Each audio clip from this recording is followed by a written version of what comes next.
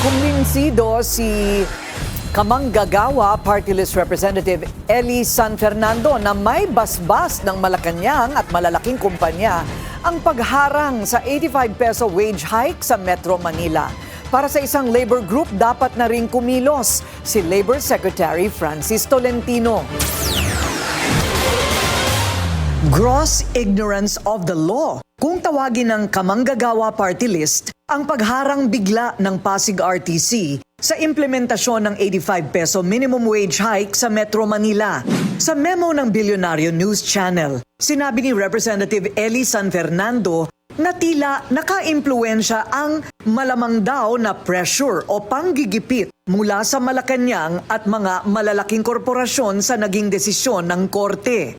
Paano po mananagot ang mga, halimbawa, mapatunayan later on that it was either ignorance or abuse, wala ho bang suspension ng mga judge? Ang hinala ho namin, baka merong matinding pressure to galing sa taas kung para i-suspende itong wage order.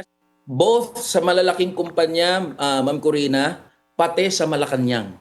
We all know that the executive secretary and the economic managers are firmly opposed to any wage hike. Ganun po ba yun? Oo. Yeah. So tingin ho namin, merong politics at play dito. Ayon kay San Fernando, pinag-aaralan na nila ang mga legal na hakbang para questionin agad ang irregular na desisyon ng korte. Dapat din daw masuri kung may pananagutan ang sino mang mapatunayang nagkamali o nagmalabis sa paglabas ng kautusan.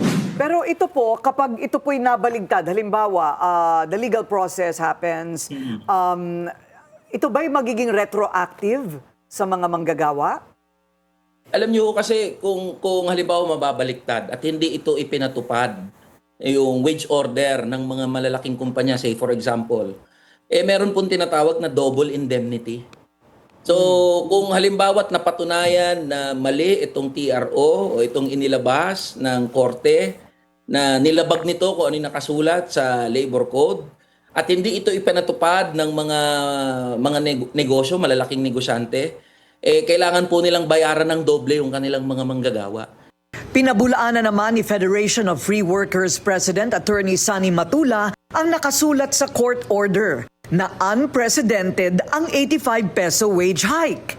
Anya, bagamat ito ang pinakamalaking increase sa NCR sa nakaraang mga taon, hindi ito ang masasabing pinakamataas kung porsyento ang pagbabatayan. Anya, ang 12.23% adjustment sa ilalim ng Wage Order number 27 ay mas mababa pa kaysa sa halos 40% umento na ipinatupad noong 1989. Kaya palagay namin ay sa kasalukuyan ay hindi yan peculiar na sitwasyon o extraordinary. Ang extraordinary ay yung pag-interfere ng korte sa usapin ng pasahod.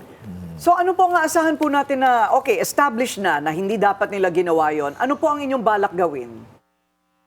Palagay ko ay we urge the Secretary of Labor to file a motion na i-left yung TRO sapagkat walang jurisdiction ang korte. At kung hindi man ay mag-i-intervene kami bilang mga manggagawa para i-convince ang korte na i-dismiss yung petition for declaratory relief.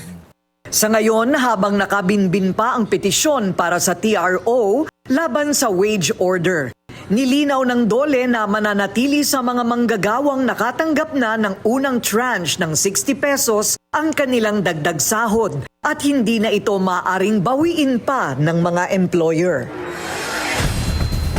Sinubukan ng Bilyonaryo News Channel hinga ng komento si Executive Secretary Ralph Recto kaugnay sa pahayag ni Congressman San Fernando pero wala pa siyang tugon sa aming mga mensahe. Manatiling nakatutok sa Bilyonaryo News Channel. Sumubaybay sa aming social media accounts at mag-subscribe sa aming YouTube channel para sa mga bago at eksklusibong balita.